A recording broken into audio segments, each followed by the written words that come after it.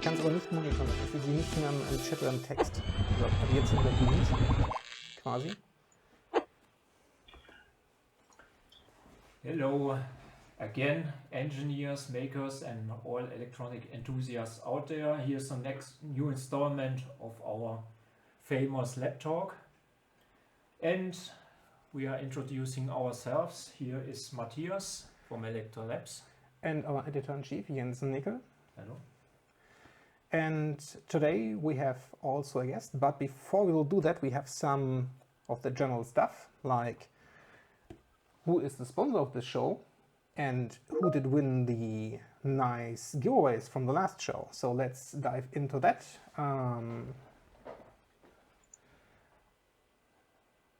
We got just feedback that we are a little bit on the too low audio side and sound a bit weird. That's the feedback we just got. Advanced audio properties. We will make that a little bit louder. And we hope that it's now a little bit better. So, yeah, let's go through the sponsor of today's show. Today's sponsor is Arrow. So this episode is sponsored by Arrow Electronics. Arrow guides innovation forward for over 200,000 leading technology manufacturers and services providers worldwide, and develops technology solutions that improve business and daily life. Visit arrow.com to get access to a wide selection of Arduino kits and products. And as you can see down there, you will also see one of the newer Arduino Pro boards. So if you are curious what they are, what they can, have a look at the Elektor site, and if you like to buy one, may check out the Arrow site to get your supply now. Yes, and speaking of that, we have a guest today. This is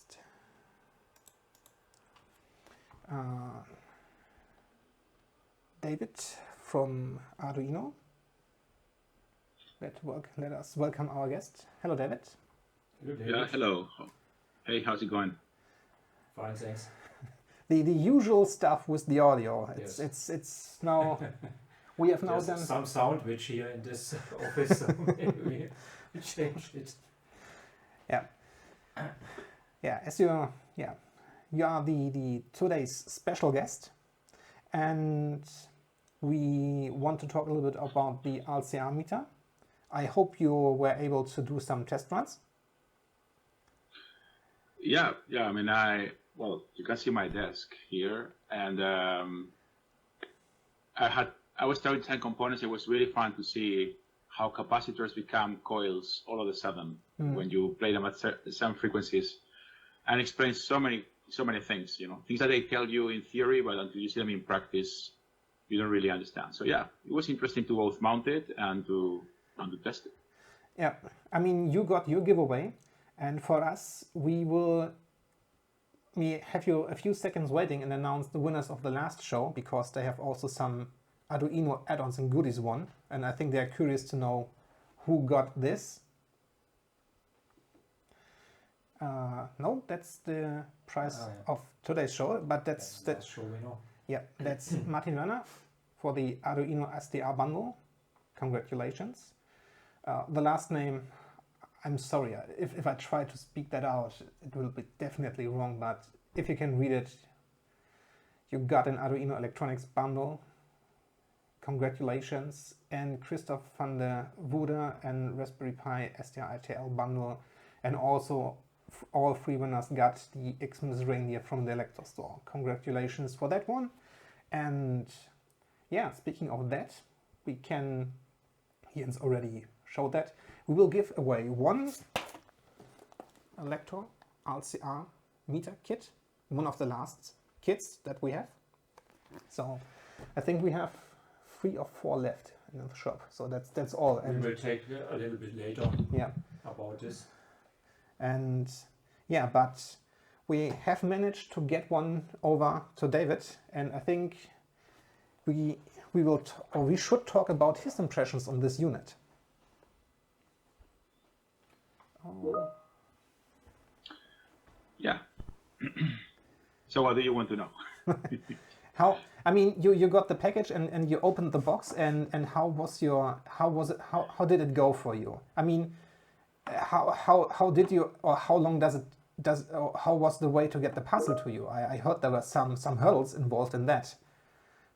Yeah, I have to say, okay, the mounting part was super easy. I mean, it was like a half an hour. You have to solder 4 connectors, so soldering was really nothing. Mounting is like 8 screws, actually 9 screws, and 1 flat cable. so it was really super easy to mount. I actually shot a video of it. I don't know if you guys got it, but I mean, just for the fun, it takes no time. You spend more time reading the manual than doing the actual thing. Of course, you read the manual always wrong, like I did, but despite the fact, everything went fine. And then the next thing was calibration. And the manual recommends making calibration, but I have to say, I went through the whole calibration process, and the settings didn't really change. Like, it was surprisingly well calibrated from the factory. So I was asking, and I got told that, yeah, typically this is tested at factory to make sure everything works, because it's a piece of laboratory equipment, and so you guys made sure it was working fine, and it's really true.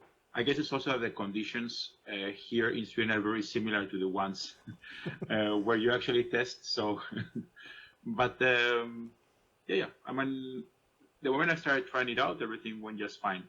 The only issue I had is that I tried to use one of my typical laptop hubs that is not properly powered. So I spent half an hour or so wondering whether I had done anything wrong, because I was getting like the signal of like death, like the device was blinking red, saying like, hey, I'm not working. And then I just tried with a very normal phone charger, and it's just worked. So clearly, yeah, word of advice, if anybody mounts it, just make sure that your USB hubs actually provide power, because not all of them do, and I didn't know this when I started, right?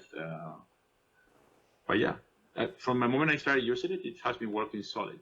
And I really like the standalone mode, because I run Linux, and not always the software that is provided for many devices works for Linux. I haven't had a chance to try whether it works with Wine, because it's the software for the devices for Windows and Mac, right? But it will probably just work out of the box as well. But the standalone mode has been working really well. So yeah, I've been playing with it for about a week now, trying all of my components and getting disappointing outcomes. Okay. It's like the component had a bit of a too long shelf life, or is it like an unknown value and the surprise when the meter reads something? Yeah, it's more like when you put them in the mode and start to train in different frequencies, suddenly some capacitors become coils and stuff like that in surprisingly low frequencies. It's like, okay, this thing is working at 1.5 megahertz right now. Why am I getting my impedance to be more on the coil side than in the capacitor side? Something is really not okay. And then when I go lower to like, I don't know, hundreds of hertz, then it works fine, So yeah, probably the capacitors that I use for testing, because I open any random box that I can find in the lab to get any kind of weird components. So probably, as you said, it's been sitting on the shelf for too long, But I will not use half of these capacitors now in any project, by the way. Now that I know about the values. Yeah. And the manual hardware build, just getting the screws and display and stuff inside the enclosure, I think that was not that... Oh, super easy. I mean, anybody could do it. I mean, the CNC machine of the front panel and everything was like fitting perfectly on the buttons, like all of the mechanical details, even the USB connectors, which are really tricky to put in the right place when you mount like a PCB inside a metal box and stuff. That was also like giving absolutely no trouble. I mean, okay, I'm a bit of an ass for for UX. So I would have appreciated maybe something written around the knob. But at the same time, because for example, the buttons, they get information directly on the, I can show you like the buttons, they get information directly on the button, at the head of the button. So you get exactly what it does, and you can change it by software. So it's really great. So, but the knob, you don't know what makes it go up and go down. So maybe just having like a plus minus arrow and a kind of thing would have, help. But at the same time, everything is software configurable, right? So I don't know how that would affect, By the way, this is a picture of like all of the capacitors I tried. They're really ugly capacitors that give me bad surprises. Anyway, it's it's a piece of hardware that you study when you're at the university, and that everybody tells you like, yeah, these things are going to work like this. But then you use the oscilloscope to typically measure these kind of things. But it becomes super practical, actually. So I think I'm going to be using it a lot. So I would say thanks for the present. Yeah.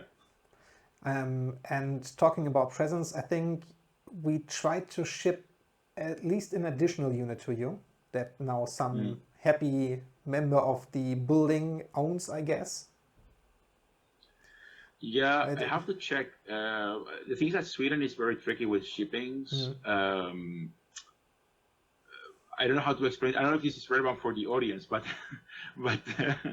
yeah, here everything is very privatized. So when you get a package, it might end up at a random shop close to you where deliveries are made. And if they don't inform you where you have to go pick it up, the time might expire. And it has happened a couple of times, especially with some delivery companies, that they try to deliver to your office, then they don't find your office, then they bring it to some random, delivery place, and they don't tell you, oh, by the way, your package is here since the 14th of May, and you just don't know that it's waiting for you. Yeah, but the second time you guys sent it, it came straight away. So that delivery system for Sweden works great. Yeah, and I think that's a good bridge to the magazine we made together, to the Arduino special from Elektor. And originally, the review about the LCR meter should be in the magazine, in the printed magazine. But okay, we had this trouble with the package. Maybe I can show it. Again, it's still at the newsstand sales. Yeah, it's 140 pages full of Arduino projects. So projects made with Arduino boards, and there are many new ones.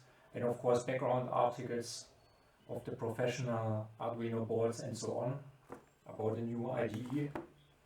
So yeah, it's still at the newsstand sales, and of course the people can also order it in our shop. And we have a bonus edition. Yes. Online bonus edition. So Matthias, you have to say on which window you can find this. Oh, it's one of those many that are not put to the last minute but entries. Our readers will find it In the meantime, I can say it was a lot of fun to produce the magazine, by the way. It was a lot of work as well. Yes. And you guys at Elektor were pushing us real hard because we sit on top of a lot of content, but we never really find the time to bring it up. So but it was a great experience to produce it, and actually gave us a chance to talk to a lot of people in our community that we know for many years and give them a voice. So there's some really nice stories that we could collect for the. It's not just about projects, it's also about people that make things and that we collaborated with over the years. And so, yeah, I totally recommend, getting access to either the paper form or the digital form if you can't really get the paper because you sit at the remote place to read about these stories. It's a great way of getting introduced to Arduino and Elektor in this case. One thing I've seen is the Doom demo for the Portenta H7. How hard was it to convince somebody at your company to do that stuff? Was it like, hey, that's a good idea, let's do that, right? Or is it like... Actually, the Doom part happened by itself. It was, I think we said tell the story in the magazine, but it's like Martino, who is one of our head developers in firmware, for not saying that one of the most relevant firmware developers I know in life, he was trying to, because the Portenta H7 has an HDMI output, so he was trying to use one of the basic video libraries to push out some video from the board on the early tests.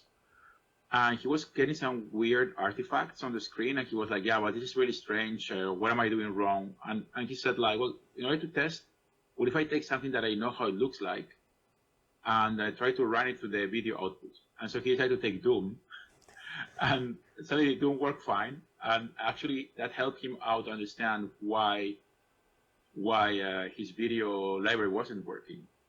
So it's interesting how Doom is becoming the de facto test for embedded devices' ability to produce image. You know, we've seen it running in everything. So yeah, for the part that was almost like a joke, to the point that nobody allowed him to continue developing it. You know, just like, okay, great. Now that you make it work, now let's do some professional coding here around this. But so in the article, you can find all the information how to make it happen yourself and test it. And it's an open challenge. So if anybody wants to take the code that we published and add sensors to it, because the only thing that you can do is to just see the demo, but you can't really press or navigate the game. Everything is there. Just have to like add buttons to it.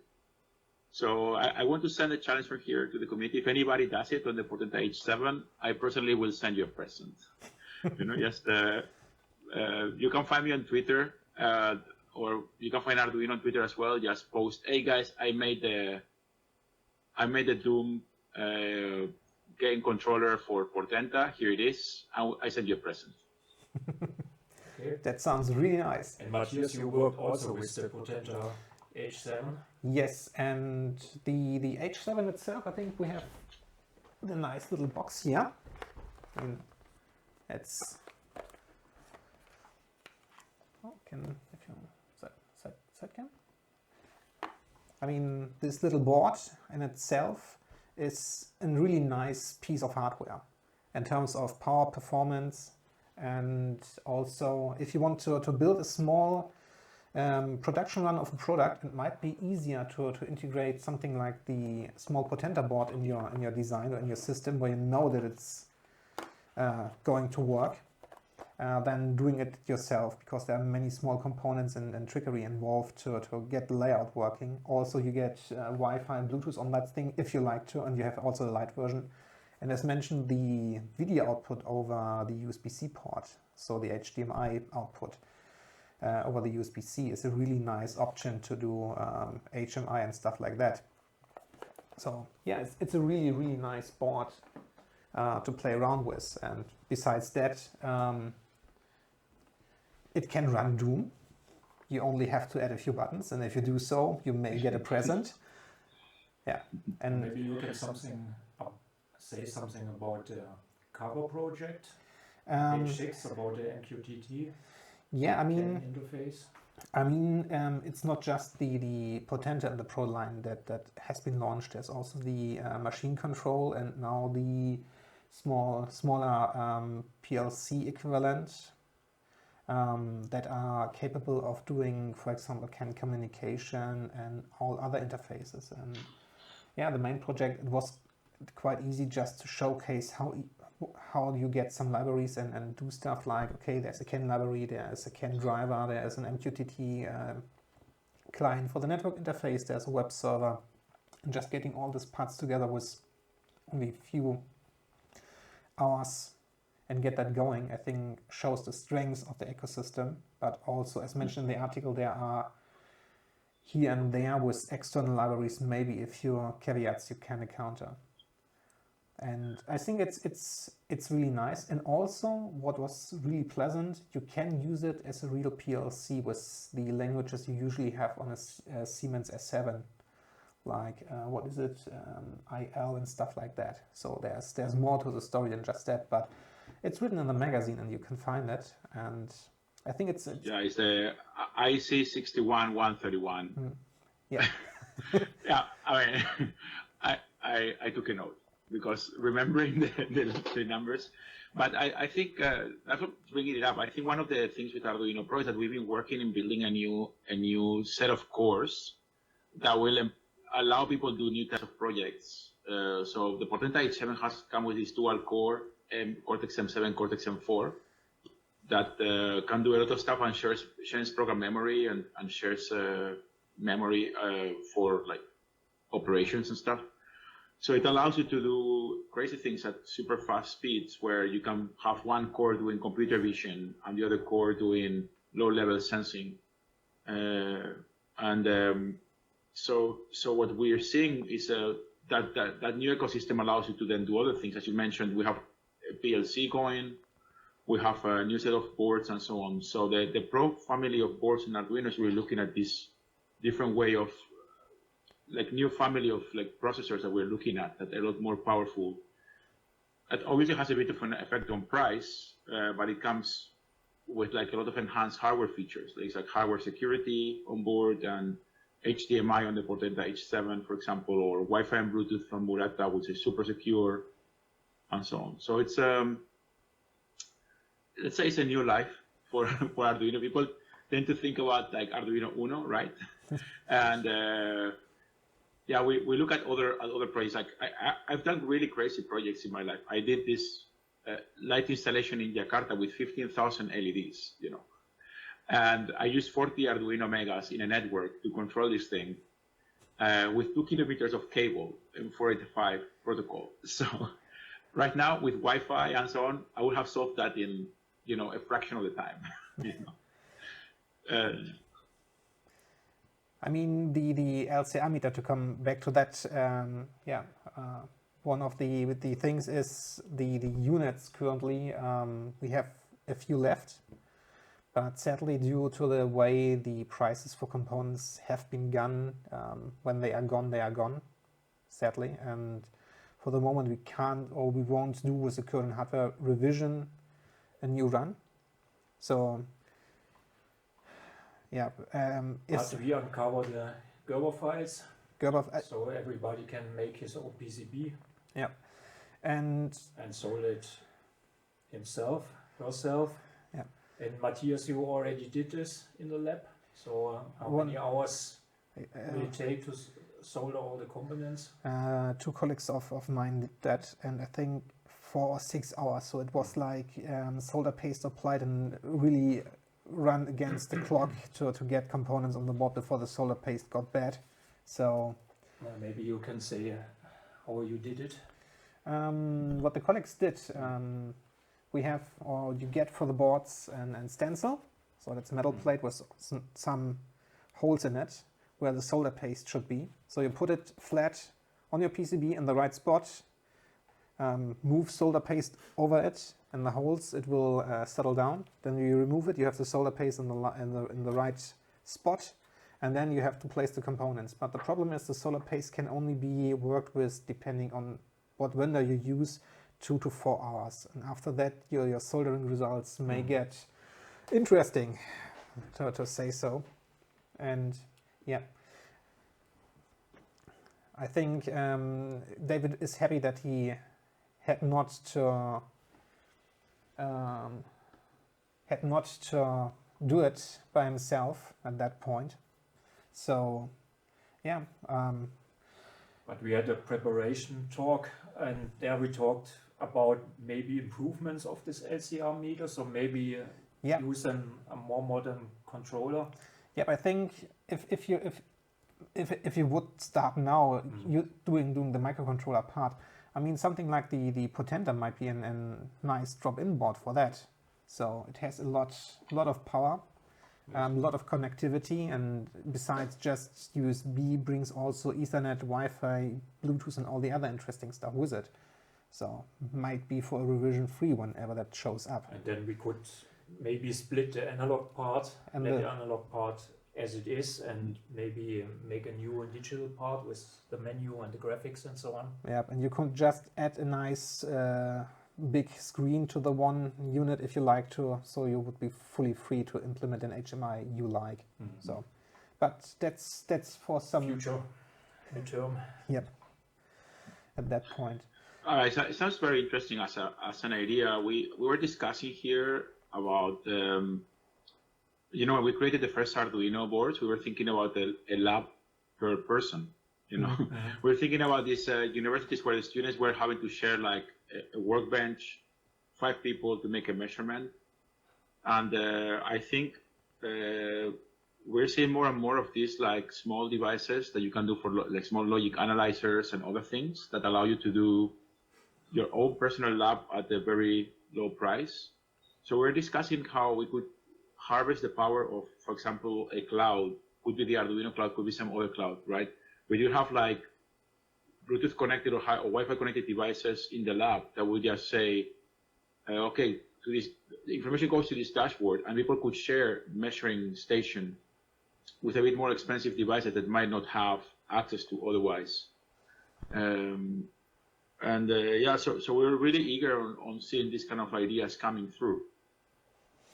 So there's also the open hardware community that is, of course, very willing to take any kind of thing that, will be open source, will allow people to do new things.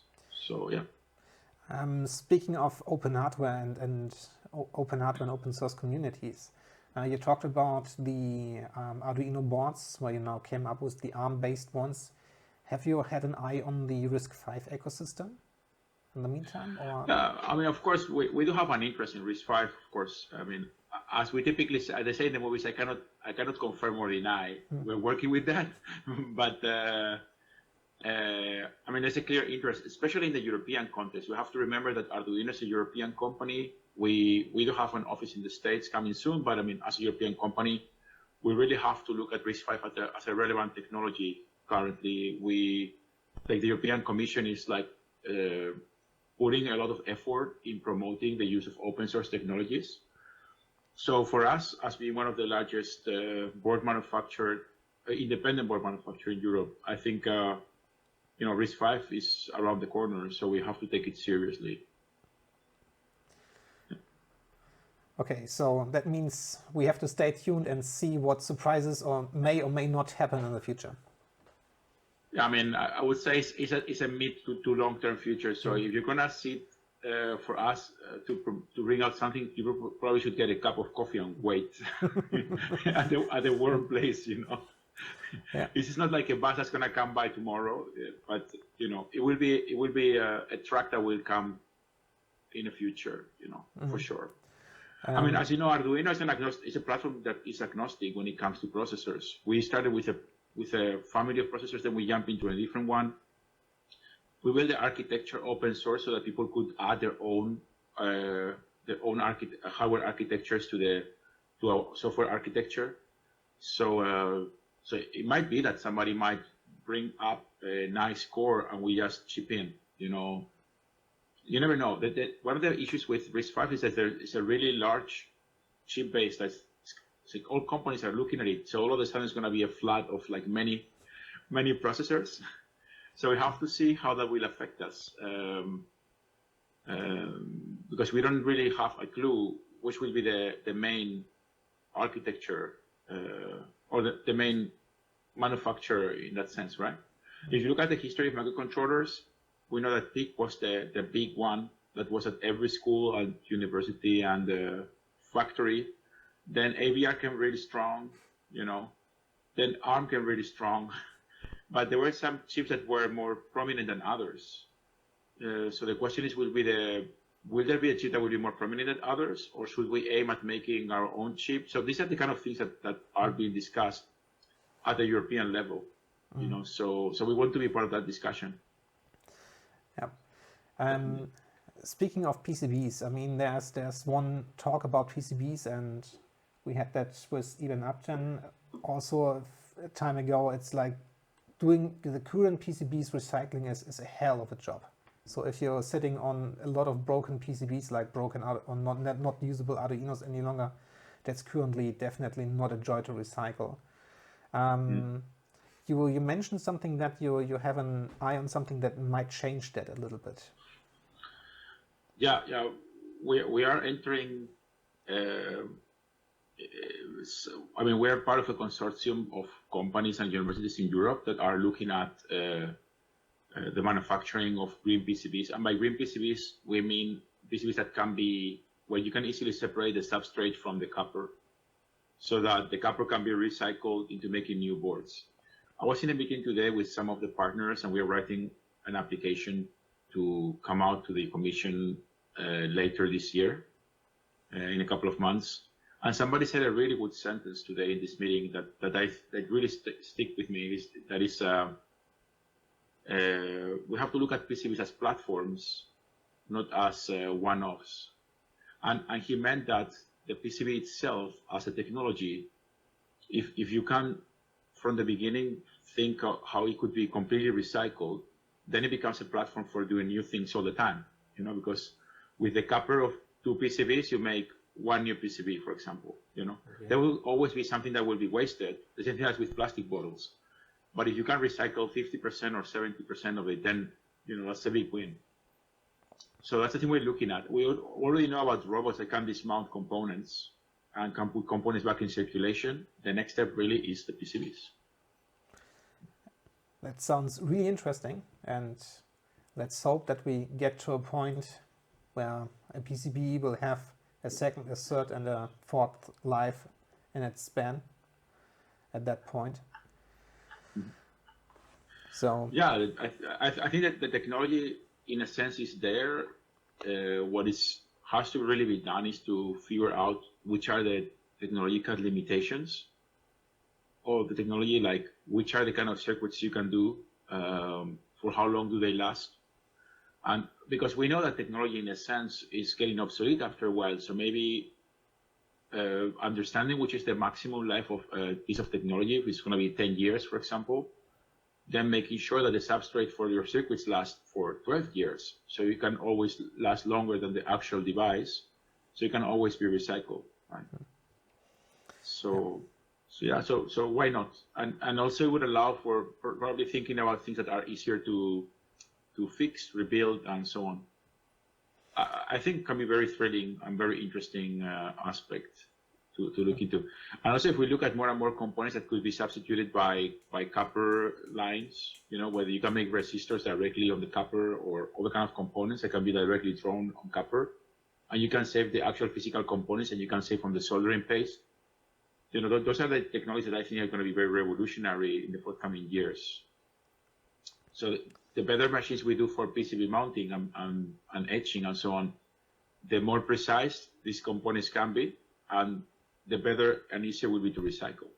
Mm-hmm. So, yeah. Matthias, do we have some questions in the chat? Let me have a look. For that I need...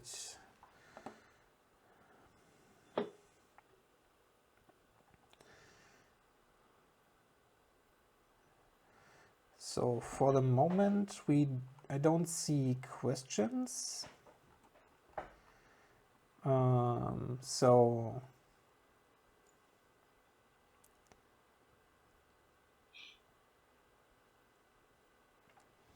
nope, currently no questions. So give me a second. I need to.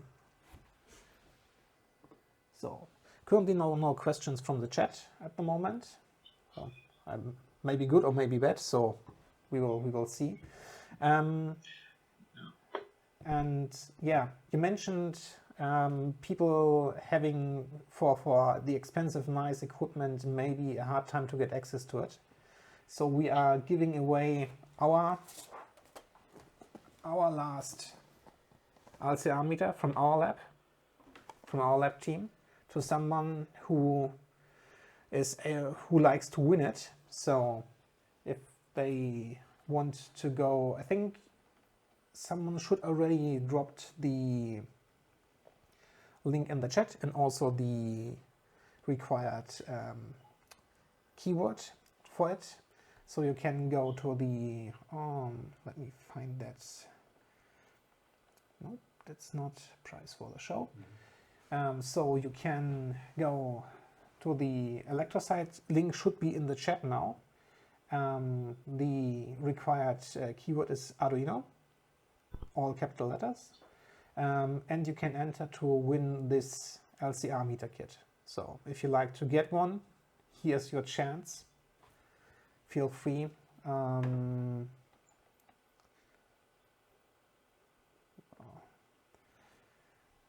To go to the page and enter what's required to join the contest. Yeah, and I think one thing we haven't really mentioned yet is the part of our the magazine we did together, that there is like the digital component to it, because we work on the paper magazine, but there were a lot of articles that didn't make it to the paper, so they ended up in the digital edition, right? The bonus edition. I think yes. Yeah. So also for people that got the paper magazine, remember that there is more to it. So you should check online, because there were so many pages we couldn't put. How many pages did we make? We did like 180 pages. I don't know. 170 or something around this. Yeah. Yeah. So there is about like 30% more to the magazine than you get on the paper. In the bonus edition. And that story, Arduino and the Portenta, is in the bonus edition. And that's free to download. So, is it under sponsored products? Yep. So you can go to elektormagazine.com/declassified Arduino bonus edition. There's now the complete bonus edition available, as said, with also the Doom article and some other nice additions to it. It's free to download, so don't be shy to grab your digital copy. It's made from 100% recycled electrons. So in that terms, environmentally friendly, as good as possible. And yeah, main guest. So have a look at those. It was a lot of work to put that together, and the extra content also created. Yeah. One last question maybe to David. What do you think about artificial intelligence, and how do you what do you do with artificial intelligence at the moment? Because it's now in all the newspapers. So you want that philosophical reflection about it, or you want the technical one? Yeah. Okay, because as you know, I also work as a university professor, and actually this week we were discussing how artificial intelligence is transforming education with some of the latest advancements, and how we have to look into these kind of things. The thing is that we've been discussing about AI for a really long time at the conceptual level. What it means, which are the risks, which are the advantages. Personally, I am in the group of people that I'm very positive about the possibilities that it offers. I think it can allow us to really capture a lot of human knowledge that is invisible. And by this I mean, for example, let's say that you have an expert operating a machine in a workshop. You can record the way this person operates the machine and replicate that, and in that way eventually figure out ways how all people can learn about this level of expertise. You know, that's a really beautiful use of it. It's a way of recording this person's know-how that only this person has, you know, and at the same time it can be used for bad, you know. But yeah, but if I look at it from a technological perspective, at Arduino, obviously we've been looking at which are the possibilities, and we've been in contact with everybody under Uncle, trying to figure out what's relevant and what's not relevant, and so on. For example, we've been collaborating with the Fraunhofer Institute when they came out with the AIFS, you know, their model for teaching networks on really small embedded electronics. They can have a network that learns directly on an Arduino Uno. I'm not saying that you teach it on a cloud. It learns on an Arduino Uno. Right? Okay. That is really powerful. Like if you can make a device that you can have like a embedded machine learning technologies in it that can be used for something like that. That is a game-changing technology. Right? On top of that, I think that there is other opportunities in any kind of like everyday devices, and I think the new Arduino boards allow you to do that, like Nano BLE Sense, Nano Connect, the Portenta family boards, NICLA family of boards, they all are enhanceable through AI. So we're obviously willing to be in that discussion. Then there is another question: is how do you program them? you know, and that's the thing that isn't clear. And so we've looked at our collaboration with Etch Impulse at Arduino that allows you to have a very simple use flow where you go from capturing data to programming. We've published examples for people so they can use TensorFlow, like TinyML directly on a Python script. So they can, if you just follow the thing step by step, even if you might not understand what's going on, you can generate the data to train a simple network that can run in very small device and so on.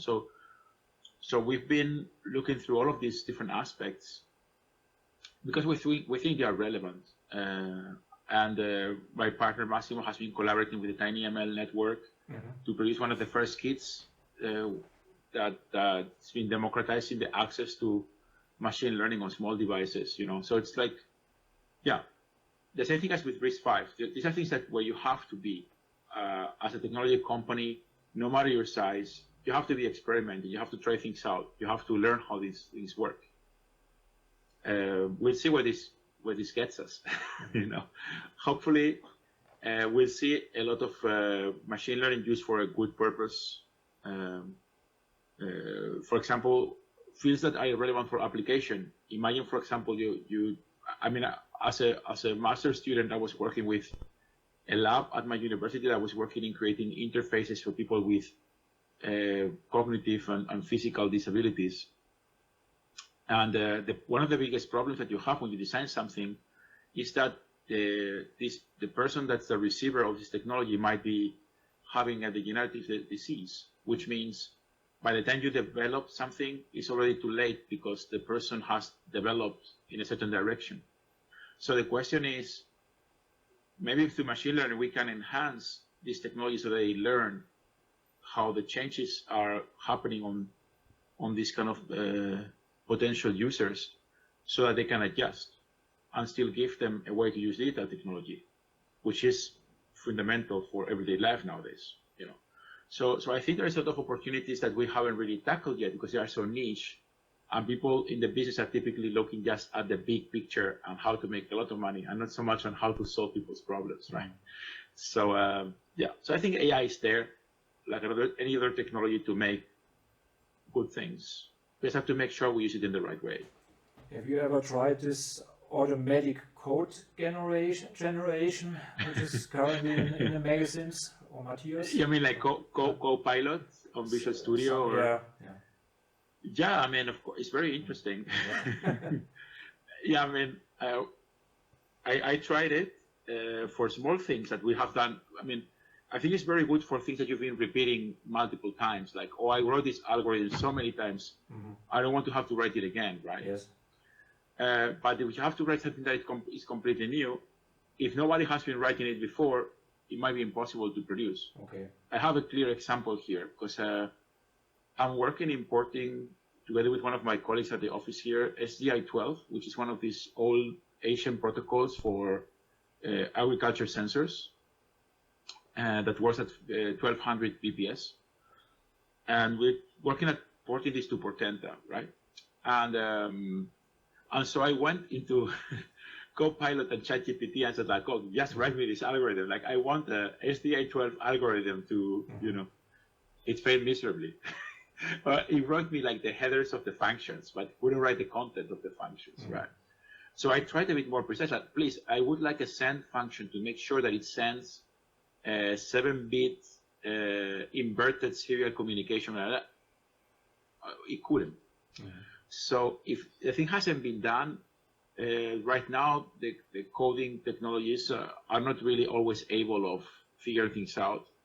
So, but again, for repetitive cases, like I have a friend that basically created my class, my introduction to Arduino class in 20 minutes. Okay. He said, create a class for 10 lessons about Arduino, including basic aspects. And he got like a list of titles. And then he requested each one of the titles in depth with code explanations and he got things that actually work. Okay. So I think that is, I think that is beautiful. Like I spent so much time in the beginning creating those kind of things, but now we have a system that can collect this information from people like me that have been creating these courses and give you something that can be meaningful, So yeah, I think there is potential. I would like to see where it goes. I think there is a lot of potential. How far could this go? Would it be possible, for example, when Mathias wants an MQTT CAN interface with the Portenta H7, he says that to artificial intelligence, and this artificial intelligence will draw out a circuit diagram in the software, for example, in some years, do you think? Well, when it comes to circuits, there is a company, which name I can't remember right now, but it's already creating circuits based on artificial intelligence. You can just say like, oh, I want a circuit that has USB connector, Bluetooth, and this kind of processor, and it figures out, the right placement of components so that you minimize EMC and other problems, power distribution and so on. And it has been trained with a lot of circuits made by people over time. So I think PCB generation is not that far. Software generation, as I said, if it has done before in some sense, yes. It's fairly okay. And you know how it is. Sometimes you spend so much time just writing the interfaces for functions and so on. It's much easier when you get like the whole structure done and you just fill in the blanks, Even for that, I think it's meaningful. So even this case that I explained with Copilot, where I said create this SDI12 library for me, and it only made the headers. Even that gave me a hint on which direction I should follow to get things done. So the thing that I think is risky, or we think is risky because we learned the hard way, is when somebody learns this way and they might like the insights to solve more complex problems, but they will eventually end up learning why things don't work. It's like it's another turn in how to learn about things. Yes. I think it can work. We'll see. One of the main aspects, by the way, I have a student making a master thesis on analyzing how AI can be used for like training different AIs, right? Like, I say like, I want to make a piece of software, kind of like a game that has this kind of graphics and so on. So you have to chain multiple AIs to produce different parts of it and then put them things together. And the problem right now is that the business model of, for example, image generation is separated from the code generation and so on. So you might end up having to mix different AIs, and it's maybe not that easy, right?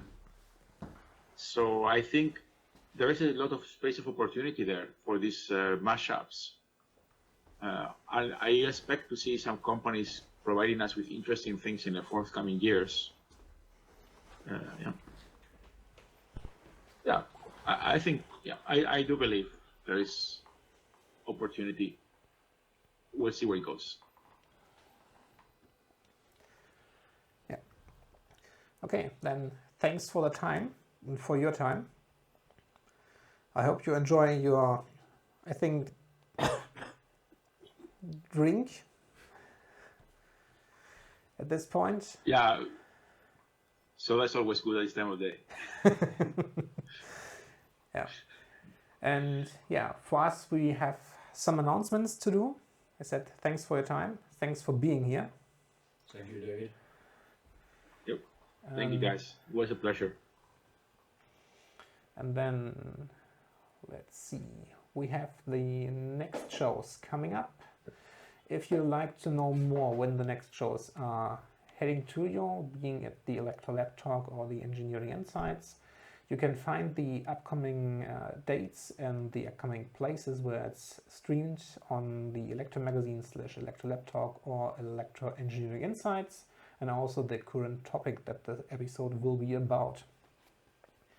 And with this, we would say thanks for being here. also thanks the sponsor of the current show, Arrow. And in the meantime, stay healthy, stay creative, and see you soon. Bye.